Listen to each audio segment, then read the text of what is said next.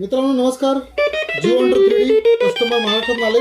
सर्वात best scanner, कमी त्रासदायक आणि परफेक्ट रिझल्ट. काम कसं करायचं आम्ही समजू तसं काम करायचं तुम्ही. सर आपल्याकडे आलेले आहेत, आपण चाललोय. 100% बॅटरी डन. दादा परत बघून घे एकदा. पट पट मराठी सांगतो, लगेच बघून घे. त्या मोबाईलमध्ये रेकॉर्डिंग आहे सगळं. हे बघा 100% ग्राउंड बॅलन्स झालं ना. जर ह्याच्यामध्ये ते व्हेरिएशन आलं, हे बघा हे वरती प्लस दाखवतं ना, वर उचलायचं, प्लस प्लस प्लस प्लस दाबायचं, रिसेट करायचं, खाली जायचं. आता हे असं काय दाखवतं, खाली मेटल म्हणून दाखवत आहे, पण असं वर पकडलं की 100% दाखवतं ना. हे 100% ग्राउंड बॅलन्स डन झाला पाहिजे, ते क्लिअर आलं पाहिजे. ते प्लस असेल तर प्लस वर करून प्लस प्लस प्लस दाबायचं, रिसेट करायचं, खाली न्यायचं.